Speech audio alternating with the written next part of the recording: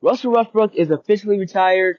18 seasons, 1 MVP, 9 All-Star appearances, 9 All-NBA selections, and the most triple doubles in NBA history.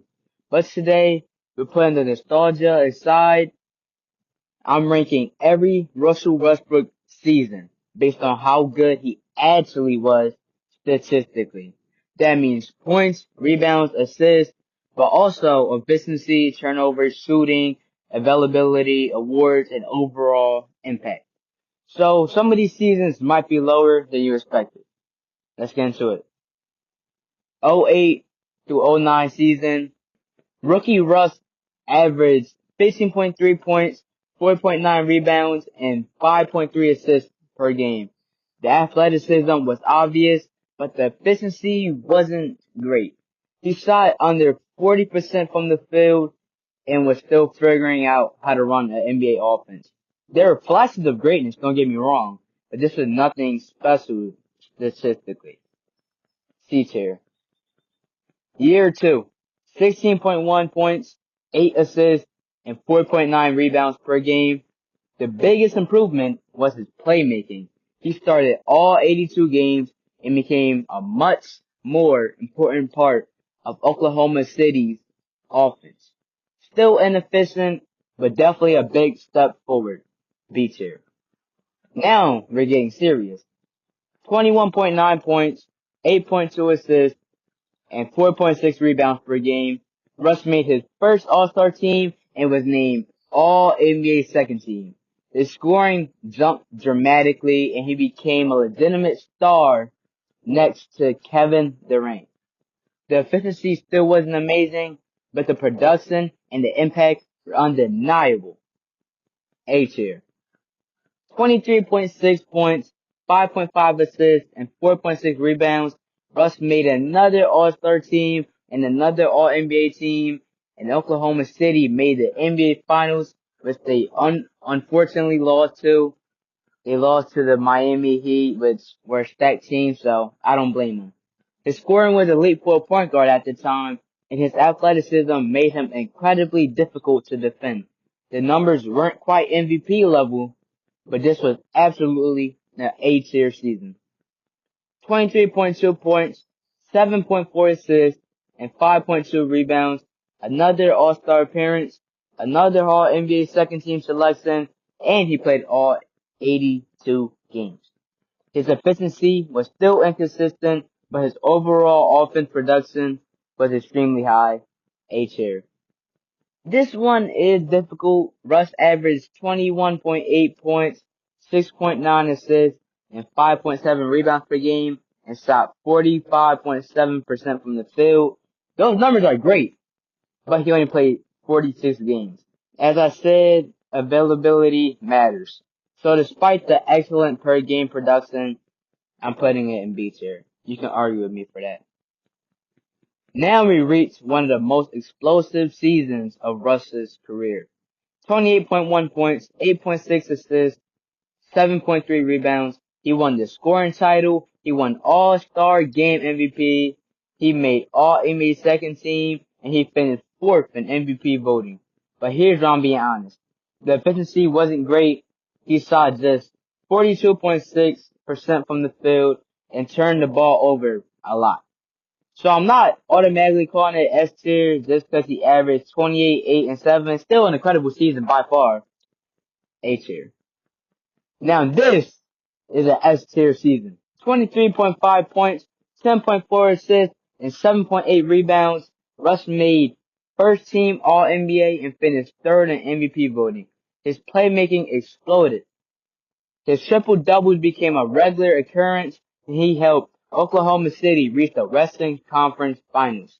He was more efficient than the following MVP season, and his overall offensive impact was elite. S tier. And now, the MVP season. 31.6 points, 10.7 rebounds, 10.4 assists per game. Russ averaged a triple-double. He recorded 42 triple-doubles, breaking the single-season record. He won MVP, and he carried one of the biggest offensive workloads in the NBA. Now, The efficiency wasn't great. He shot 42.5% from the field and turned the ball over a lot again. But you can't ignore what he actually produced. Over 31 points, over 10 rebounds, over 10 assists, and the MVP? S tier. This is easily his #1 season. Now here's where I'm going to disagree with the Russ nostalgia. 17 through 18 was incredible statistically. 25.4 points, 10.3 assists, and 10.1 rebounds per game. Another triple-double average. But his efficiency dropped. His three-point shooting was only around 30%, and Oklahoma City's offense didn't reach the level you would expect from a team with Russ, Paul George, and Carmelo Anthony. So while the counting stats are ridiculous, I'm putting this in A tier, not S.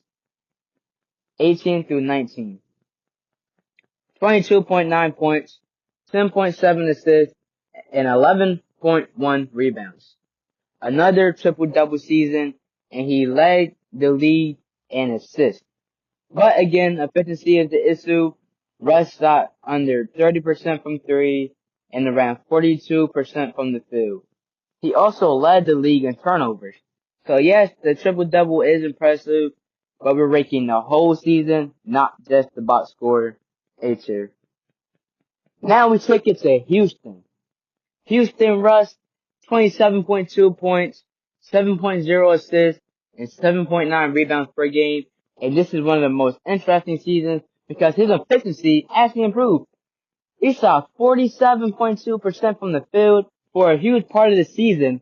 Russ looked like one of the most unstoppable downhill scorers in basketball. But his three-point shooting remained poor and the postseason was disappointing. Still, A tier. Washington Russ, 22.2 points, 11.7 assists, and 11.5 rebounds. And yes, 47 triple doubles. That's ridiculous. But this is where I'm not letting the triple double automatically make the ranking. His shooting efficiency was poor. He shot just over 43% from the field and under 32% from three. His turnovers were extremely high. So, statistically, the counting numbers are amazing, but when you look at the entire offensive profile, A tier. Still incredible, just not S tier for me, in my opinion. Now, the Lakers season where people start calling him Westbrook for obvious reasons. 18.5 points, 7.1 assists, and 7.4 rebounds. The raw numbers aren't horrible, but the efficiency was bad. The three-point shooting was under 30%, and his overall impact metrics were significantly worse than his prime seasons. This was easily one of the biggest statistical declines of his career. Easy C tier. 22 to 23 was basically a reset. Russ averaged 15.9 points, 7.5 assists, and 5.8 rebounds overall. He struggled with the Lakers, then looked much better after joining the Clippers. His role changed, he became a bench player, and he became more efficient. Not prime Russ, but definitely a respectable bounce back. B tier. 23 to 24, 11.1 points, 4.5 assists, and 5 rebounds. Russ was officially a role player. The volume wasn't there anymore, and statistically, this was obviously far below his superstar years. But he was still contributing as a veteran, so C tier. Denver Russ.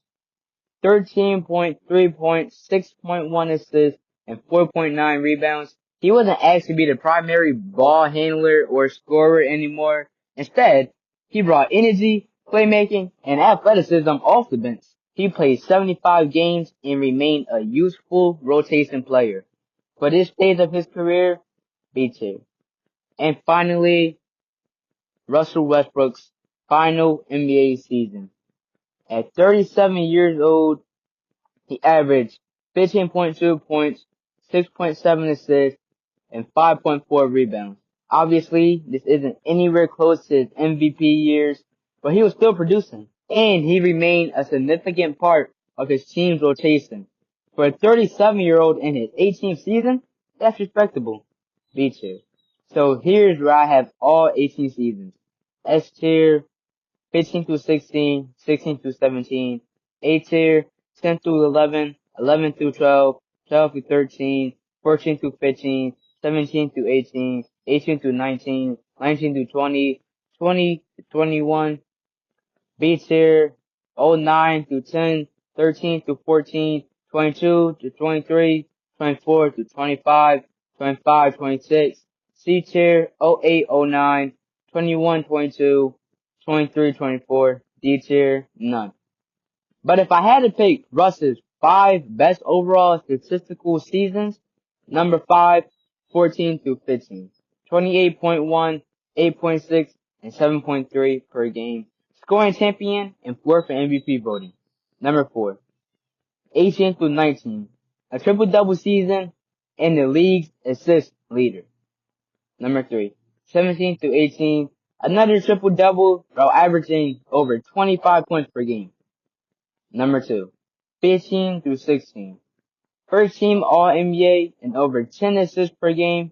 And number 1, with no debate, 16 through 17.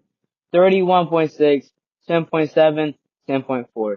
MVP season. 42 triple doubles. Still the greatest statistical season of Russell Westbrook's career. And that's my ranking of every Russell Westbrook season. But before we end this video, I think it's important to put the rankings aside for a second. Because regardless of where you rank his seasons, you have to respect Russell Westbrook's career. 18 seasons, an MVP, 9 All-Star appearances, 9 All-NBA selections. Basically, most of the stuff I said in the beginning of the video. But multiple scoring and assist titles, and more triple doubles than anyone in NBA history currently. But Russ's legacy isn't just about the numbers. It's about the way he played, the intensity, the emotion, the competitiveness. Every night, Russ played like he had something to prove. And even when his role changed, even when the criticism got louder and people started calling him Westbrook after his Lakers season, and even when he wasn't the superstar anymore, he kept going. From OKC to Houston to the Wizards to LA to Denver and eventually the final chapter of his career to the Kings. Russell Westbrook gave everything he had to basketball. You don't have to believe he is perfect. You don't have to agree with every decision he made, but you absolutely have to respect what he accomplished. Because very few players have played the game with the kind of passion that Russell Westbrook did. So Russ, thank you.